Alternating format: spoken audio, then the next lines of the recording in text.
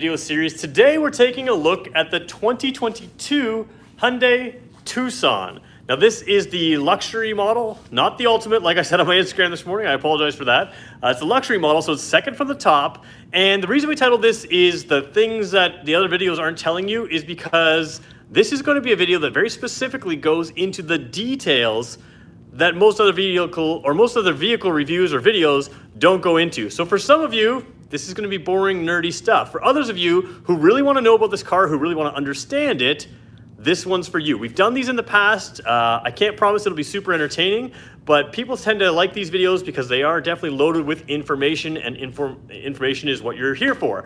So here's the way this works. We do live videos every single weekday at 2:00 p.m. Eastern time, and our content actually starts at the 3-minute mark. So if you're not live with us, feel free if you want to skip ahead to that 3-minute mark to get going on the content. In the meantime, we're going to show you how to join us live if you'd like, and we're going to show you how to, or we'll talk about some news and notes and other stuff like that. So let me flip around here for a second.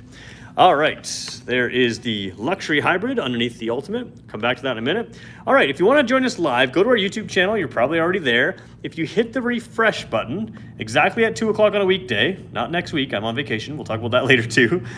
You will see our live video right here. So we click on that live video. You're going to see an ad for another dealer probably, and I just want to run an ad for the dealerships that work with us. If you are in Ontario looking to buy a car, get in touch with me. There'll be a link in the description as soon as I finish the live video.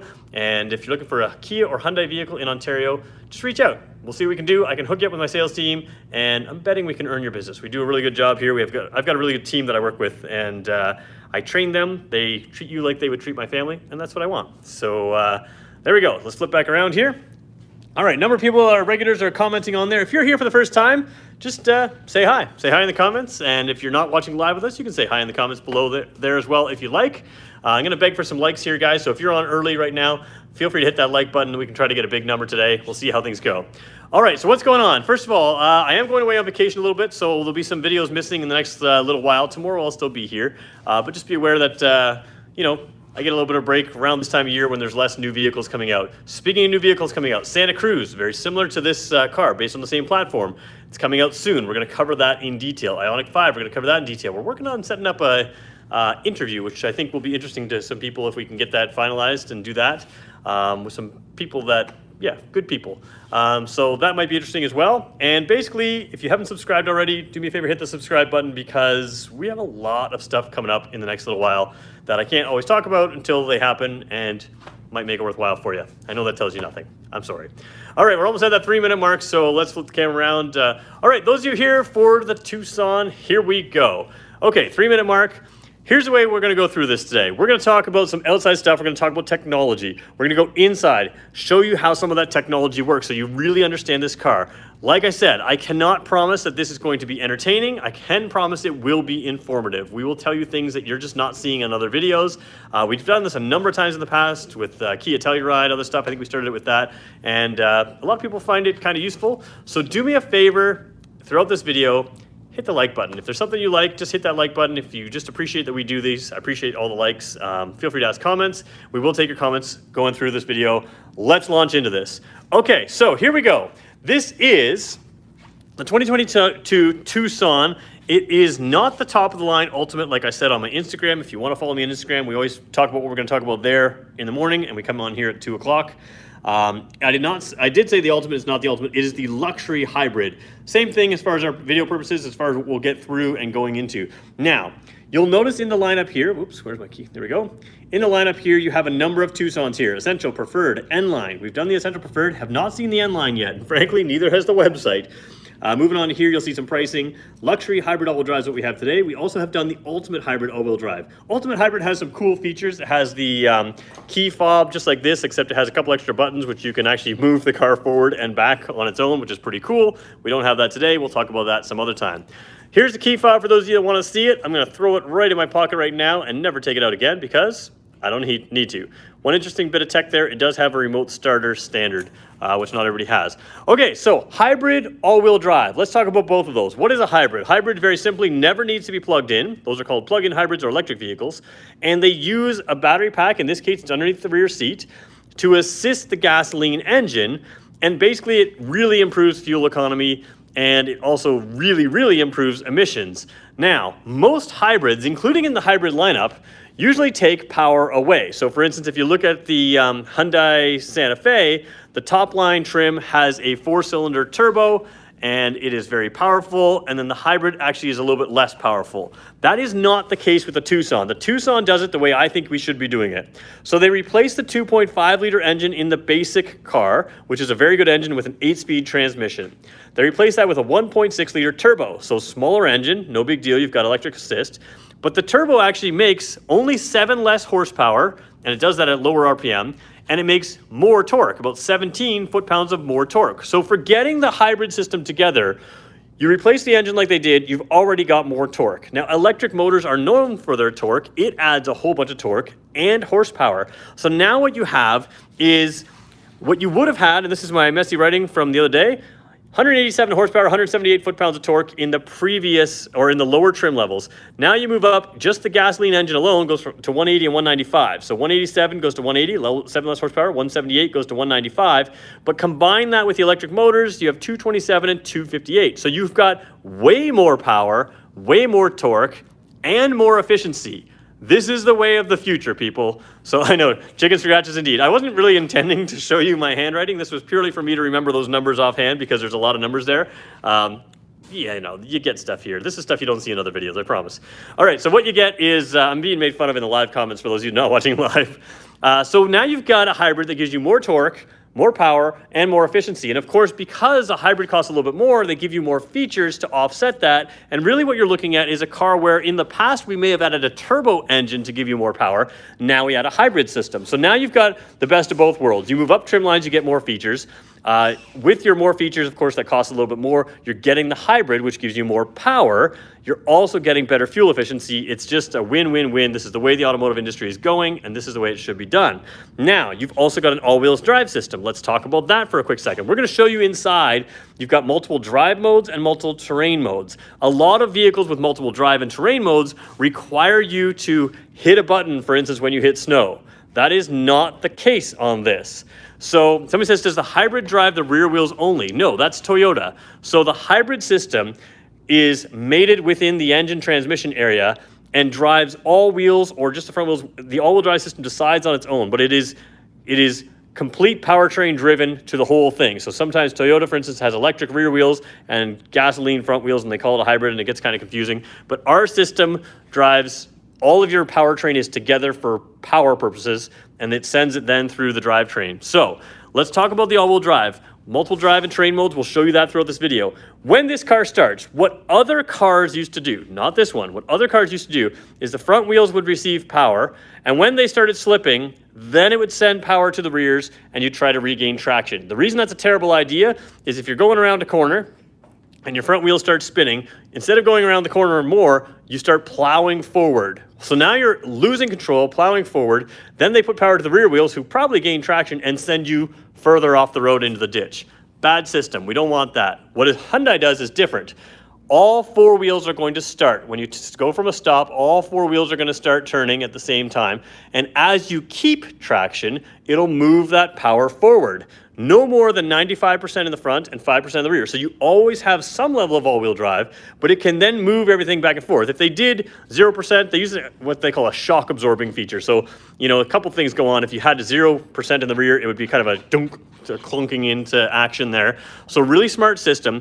But no matter what drive mode you have, it always starts in all-wheel drive, moves the power forward as it maintains traction, and all kinds of things can change this. The yaw force, the G-force, the turning angle, the all kinds of features, wheel speed sensors, all of those things can be used to send power back and forth between the front and rear wheels. And what that means is no matter what drive mode you're in, it's always doing its best to maintain traction. Now you move further into the drive modes, for instance, the snow mode, it will change the parameters of various things. The way the throttle feels, it will change based on the G-forces, based on a whole bunch of other things. My lights just turned off. We're going to walk by them, turn them on. So all of that all-wheel drive system is among the best in the industry because you never have to hit any buttons to have that system. But for instance, when you hit that snow mode, if you know it's snowy, everything becomes optimized. The traction control, the shift points, everything gets optimized for poor weather conditions or off-road conditions if you like. Let's dive in here.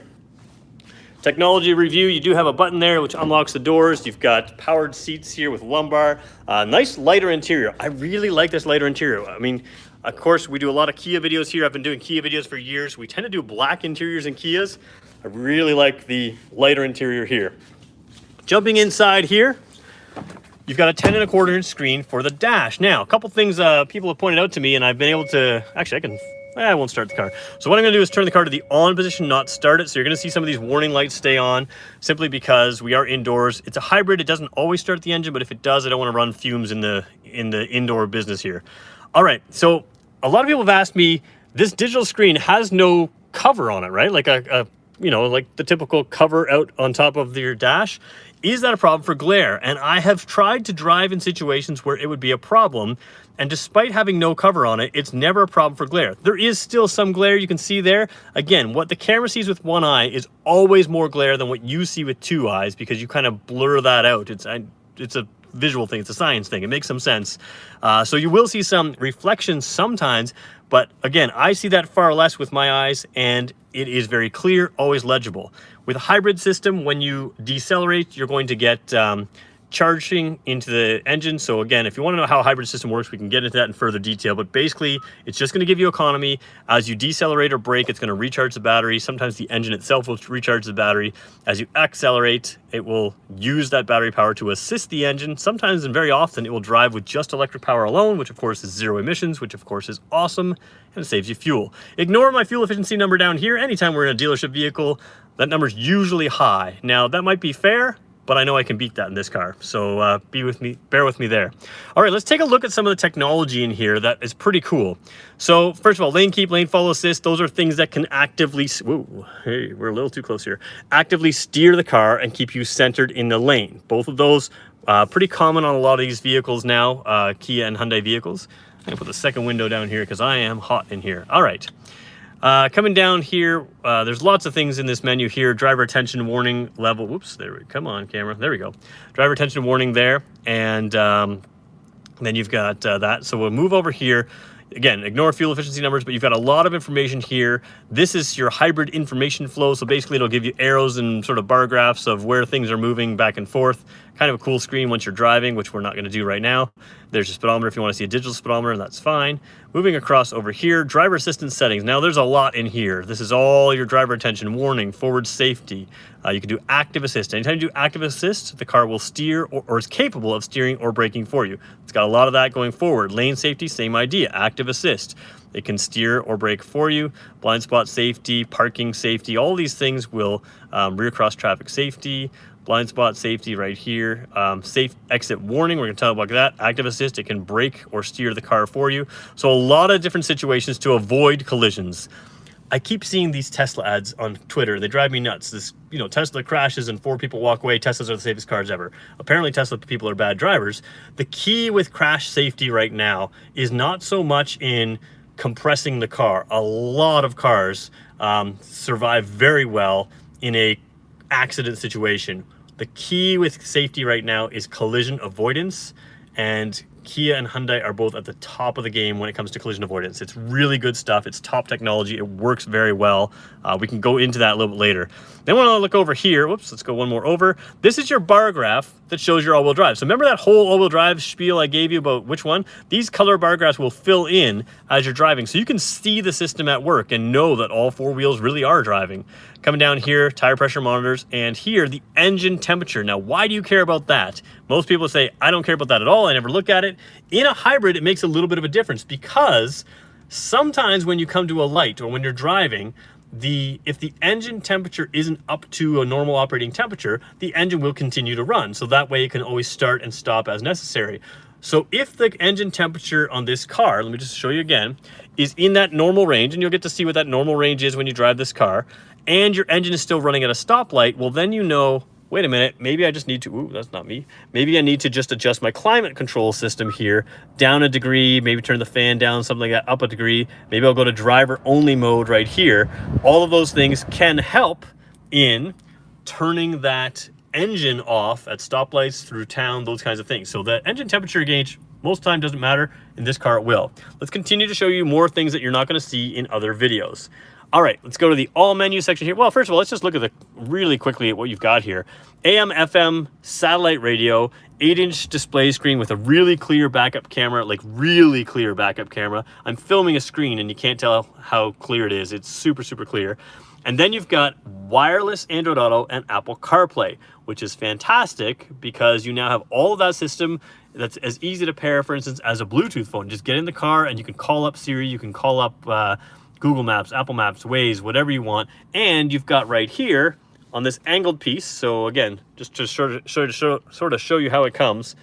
This comes down and then comes level again. That angled piece, which is actually a pretty perfect spot to put your phone, that is a wireless charge pad for your phone. So as you're using your Google Maps and everything else up here, down there, your phone is wirelessly charging. You can see some ambient lighting in here as well, which is pretty cool.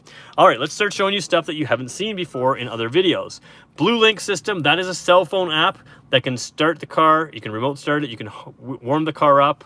But let's go into the cool stuff. And I'm gonna go to setup. We're gonna go to vehicle setup right here. This is pretty cool stuff. So the climate system, you can do a lot of different things. You can recirculate the air only when you're, or automatically when you activate the washer fluid. So if you've ever used modern washer fluid on the windshield, it's got an alcohol type smell. Kind of stinks. Who wants to smell that? Well, as soon as you use your windshield washers on this car, the way I have it set up today with that checkbox checked, just turns off the outside air. You don't smell that, alcohol smell in here. Pretty cool system. Automatic ventilation, let's go into there. Auto dehumidify. Hey, the windows start fogging, starts getting humid in here, automatically dehumidifies it for you. No problem, works well. Excuse me. I'm gonna need a drink here. All right, defog and defrost options, defog and defrost, auto defog, it's all in there. Now, a couple other things we can go back to if we look at this seat. Heated and ventilated features. These seats are ventilated. Now, you probably didn't notice this, but when I turned on the car, it's kind of warm in here. I never turned on that ventilated seat. So how does this work? Well, I have it set up here today for this function right here. Sorry, I'm looking through my camera screen. I'm missing the controls. Auto controls that use climate control settings. Yeah, whatever that means. What this means is the seat warmer or ventilation and the steering wheel warmer, or as I call it, steering wheel heater, they will automatically turn on as necessary. Now, let's just clarify what that means. Start the car in the middle of the winter. The first thing you do if you're in Canada, start the car, turn on your heated seats, turn on your heated steering wheel. That's 3 buttons you got to push before you even push the push button to put it in gear. That's silly. This car, you're going to start the car. You're going to drive away. And when it's really cold, your steering wheel heater will be on and your seat heater will be on. Rump roaster, as I like to call it. In the summer, right now, it's pretty warm. Start the car.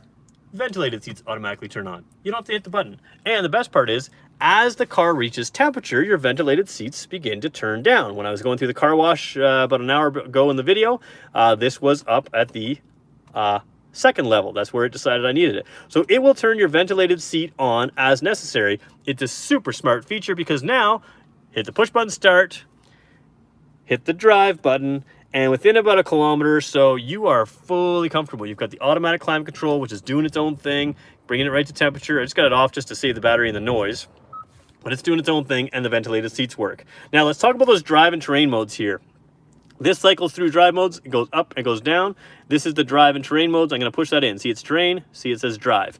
I'm just going to go back over to the steering wheel now, and you can see what we're doing here.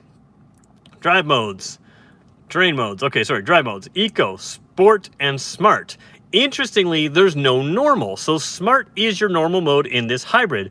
Eco used to be gone in favor of Smart. So let's talk about really briefly what those do. That will change the parameters of your driving, the way the throttle feels, the way the traction control, the way the all-wheel drive, all of those things can change the parameters to make it very good. So this car starts in eco mode. It is a hybrid, and that makes a lot of sense. It's trying to get great fuel efficiency. If you're a little bit heavier foot than that, and you didn't buy the hybrid for the hybrid, you bought the higher trim level because you like the extra power, no problem. You're still gonna get great fuel efficiency, but the smart mode is what I suggest, because as you get into the throttle, the car's like, oh, you like to drive a little quicker. You're not so much the eco person. No problem. It adjusts for you automatically by the way you're using that right side pedal, the gas pedal, and it will adjust to sort of match what you're doing. It'll put it in sport mode if it needs to, sort of a more normal mode if it needs to. Works really well in the hybrid. And then, of course, there's the sport mode where you get to enjoy the instant torque of the electric motors. You get to enjoy that really low torque, low-end torque from the turbo engines. and it feels punchy. It keeps it in the revs, makes it feel fun. So that's really good with the drive modes. Now let's take a look at the terrain modes really quickly. Switch it to terrain mode. Oh, actually, I should point out the drive modes. They do change the gauges here based on what drive mode you're in. So if you like one more than the other, you're going to have to choose that drive mode. Now, this isn't really focusing really well. There we go. Come on, camera. There we go. So you can sort of see them there. There's a little bit of flicker on camera. There's no flicker in real life. But it looks real. Like, it doesn't look like it's a screen. It's super, super clear. As we cycle through, carbon fiber type look in the Sport and a other thing there. All right, my buddy Albert just said something really important to me. He says, keep smashing that like button. Do me a favor, guys. There's about 60 of you on. See if you can all hit that like button right now. I'm going to take your questions in just a second. I want to show you one or two more things with the terrain modes, and then we'll jump out. We'll come back in here and review some of the technology again, and we'll take your questions as well. So if you can hit that like button, I really appreciate it. Somebody says I just smashed it. I appreciate that. All right, let's go to the terrain mode section now. Terrain mode has snow, which changes everything white.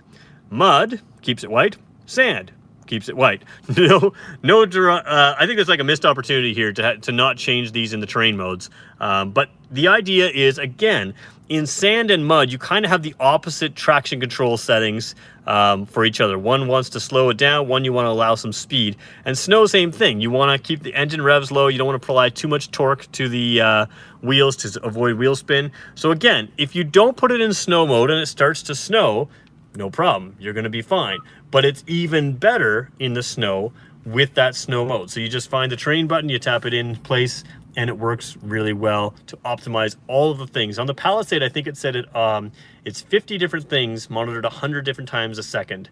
So 50 things 100 times a second to change the parameters of everything. And of course, it's all optimized for the type of driving you're doing. Put in sport mode, hey, I'm going to optimize those things for sport. Put in the snow mode, hey, I'm going to optimize those things for snow, normal, eco, those kinds of things. So really good system there. This one maybe doesn't do 50 things 100 times a second, but it's pretty close, if not exactly the same. Okay, so a bunch of you are asking some questions now. Let's jump out and take those. 61 of you on right now. That means we're going to have several hundred, probably about 500-600 people on throughout this live video.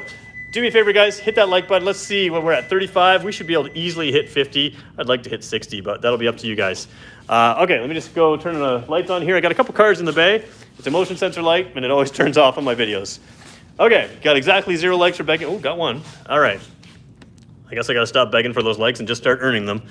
All right, here we go. Looking at the car, not me, because let's face it, it's better looking than I am. Okay, questions here. Does the dash replace the gauges with rear view mirrors? I don't remember if that's a thing on Kias or not. So, really good question. If you get the one step up from this, you get that bird's eye view 360 camera. That'll display in the center screen. When you signal, however, your dash, either your gauges, speedometer on the left or tachometer on the right.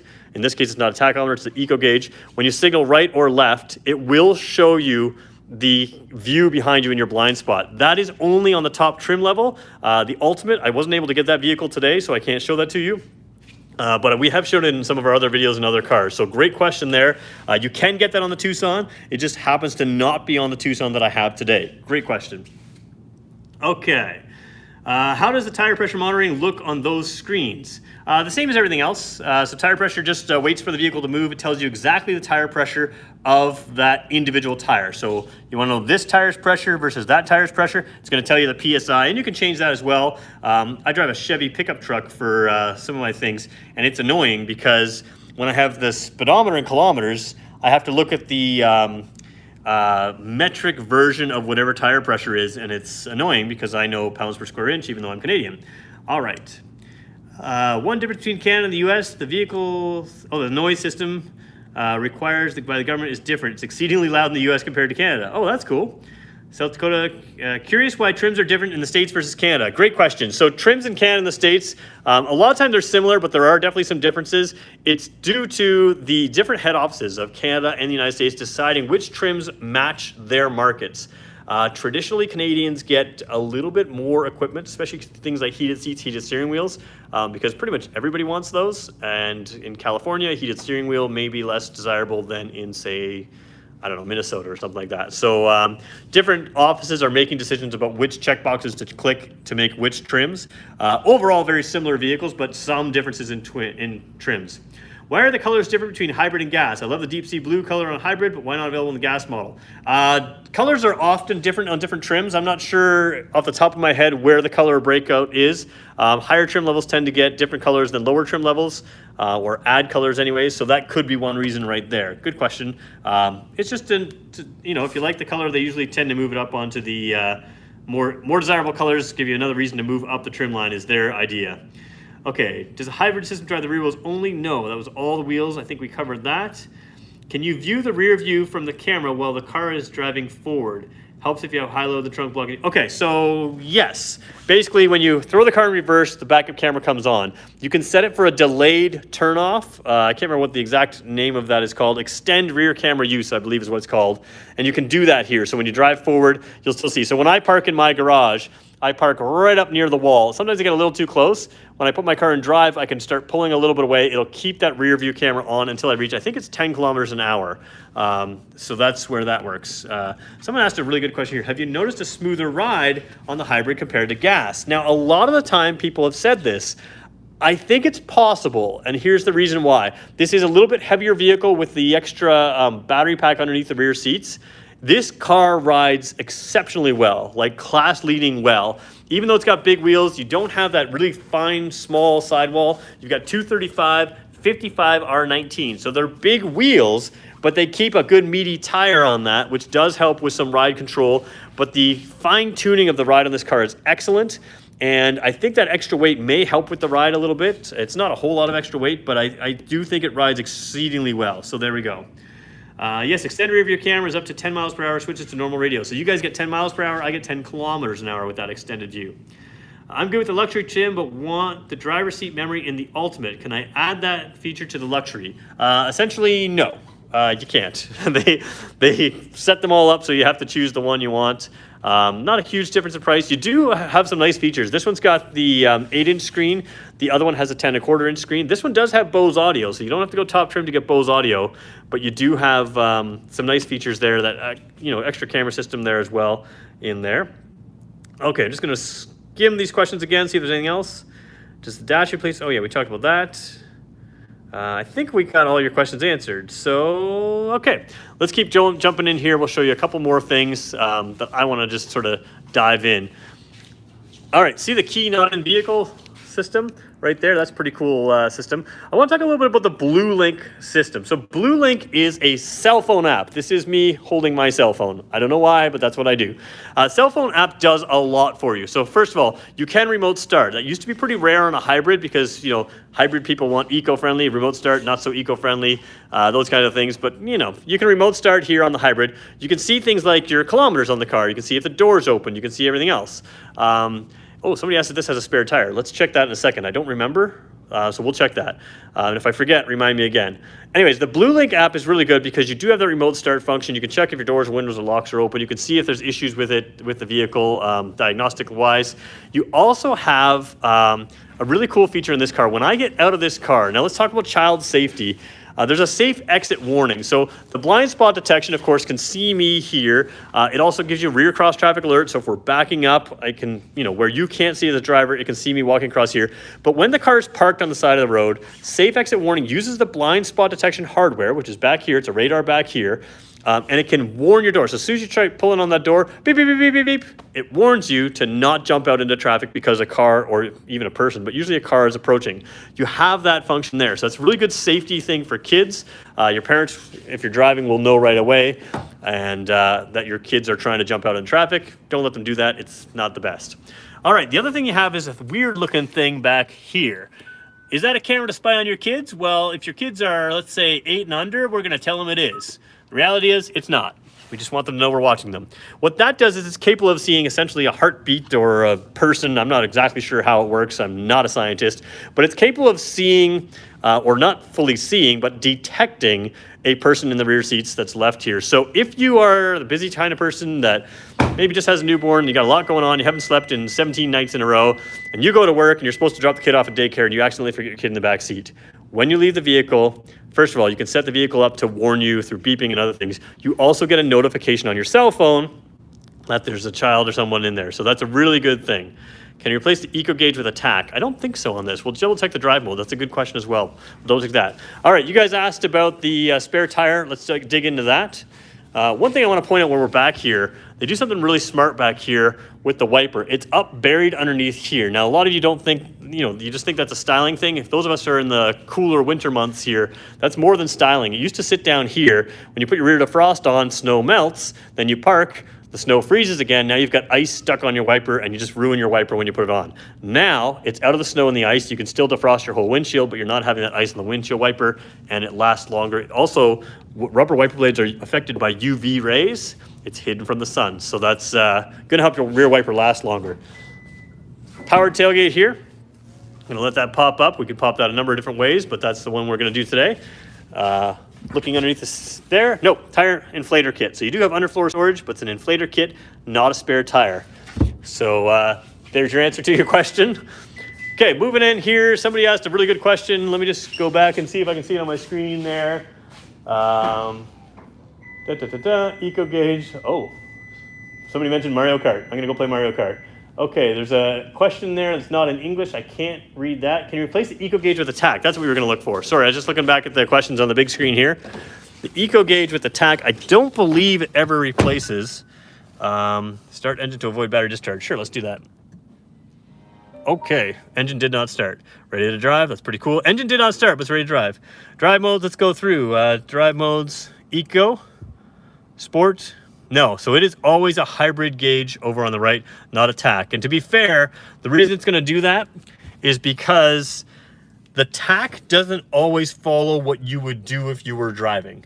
Don't know if that makes sense, but because you can use that electric motor, sometimes it's going to allow the gasoline engine to not push a lot and let that electric motor push a lot, and that means you're gaining acceleration, but you're not always gaining as much in revs the same way. So that is one reason they probably don't do the tack. You do, however, in our hybrid vehicle, we looked at the Ioniq and the Kona electric vehicle just the other day, and you had what we called paddle shifters, but they were actually regenerative braking paddles. In this car, although this car has regenerative braking, in other words, when you hit the brake pedal, it can charge your battery. So in other words, it activates the electric motor essentially in reverse. It puts the power from that back in. So it's not always using your wheel brakes when you touch the brake. When you touch the brake in this car, you get that regenerative braking first, and then it easily seamlessly blends to your wheel brakes. So you won't be able to adjust that regenerative braking in this car like you can with the EVs, but you can use these to adjust your 6-speed transmission. They're pretty good length to the paddle shifter there. So you can, if you're in a sporty mood, you can accelerate there as well. You do have a little bit of towing capacity with this as well. I think it's about 2,000 pounds. I'll have to double check that. Yeah, it's 2,000 pounds. I feel good about that. All right, 32 minutes in. You guys tell me. If you guys have questions, ask them now. I try to keep these about 30 minutes long, but if you want me to go longer, I will. There's about 80 people on or something like that. We were going to go for like 50 or 60 likes. I got at least 4 to get to 50. Let's see if we can get to 60 likes. All I ask is I spend about a half an hour with you guys. All I ask is you guys spend this much time clicking that like button. That really helps us out here, and we'll keep making more of these for you. All right, let me just see where we're at with the questions. A couple people asked a couple questions, I think, and I missed them. So I'm going to jump right back in there. And if you guys want me to stay on to do that, I will absolutely do that. I really, really like this car. Those of you waiting for the next generation Kia Sportage, this is the platform it's built on. So you're gaining a lot of information about what's coming out. We don't know anything about that new Sportage yet because it has not had any powertrain options released. So there we go. Is roof racks on this vehicle? Roof racks is a great question. Yes, I am a kayaker. You have the side rails here. They're a little bit hard to see. They are one-piece side rails, so you can mount the rails really far forward and really far back if you want to do that for kayaking. You just have to get the cross rails as an accessory. You can still oftentimes vent that sunroof even with the cross rails. It doesn't vent that high, but just be aware whatever cross rails you get, you may or may not be able to use that sunroof. Is this the luxury hybrid or the ultimate hybrid? This is the luxury today. I meant to get the ultimate earlier. I think I put that on my Instagram. If you haven't seen my Instagram, you can feel free to follow me there. But it is the ultimate. Sorry, Peter, panoramic roof or sunroof? Yes, panoramic roof. When will the States get the N-Line? I'm not sure. I'm still waiting for Canada to get the N-Line. Panoramic sunroof here. Of course, you guys know that I absolutely adore panoramic sunroofs. That, along with this lighter interior, really keeps this car clean and bright looking. And I'm a big fan of that. And of course, it has an opaque cover that you can close off and not have to look out that roof if you don't want some of the heat coming in from there. I just like it open all the time. So yes, panoramic roof, really good mix of features and options, great fuel efficiency, great space. This is a car I highly recommend if you're looking at that. Okay, just keep looking at your questions here. Let's see if there's something else. This is luxury model. Yes, okay. The N line is coming out. So when the N line comes out, I will for sure do a video on that. Just haven't seen it yet. Ventilated seats, yes, we showed that on this video a little bit earlier, and we have it set up right now, so when you turn the car on a hot day, the ventilated seats just automatically come on. You can just turn that on if you want, so you don't have to hit the start button, then hit your ventilated seat button, and then hit your, or in the winter, start button, heated seats. So heated and ventilated seats on this trim line. There we go. Roof racks optional, yeah, we got that. Could you please remove the styrofoam where the tire inflate kit and let us see if there's room to add a spare aftermarket tire? So basically, I believe there is room to add an aftermarket tire. A couple other little things I can show you. I'm gonna open the trunk this time by using the key fob. You could also do it with a smart trunk. You could approach the back of the car. It can see that the proximity key is nearby. You just stand there for a few seconds and the tailgate will open. You guys are wanting to know if we remove the styrofoam. All right, let me just get rid of these mats for a second. I am working one-handed here, guys, so bear with me here. If we look underneath there, I would think you could. So we'll have to check with the parts department. I would think you can probably get a spare tire kit. I did not put this back where it goes. Good enough. Okay, so it looks to me like you probably could. Most of these cars, when they don't have a spare tire, you can get that as a part of a kit. Most of these eco-friendly cars, they claim that they don't put a spare tire in there because it helps with fuel efficiency, and technically it does, but it's, some people like it, some people don't. Now, to be fair, I'm almost 42 years old. I've only changed one tire in my life. If you keep an eye on tire pressures, which this car does for you with its tire pressure monitors, and you keep an eye on aging tires, which is just a little bit of maintenance at your local dealer, you will probably not have too many issues where an inflator kit doesn't do it. And you also have roadside assistance, which is one of the best roadside assistance plans in the automotive industry on these cars. So something to keep in mind there as well.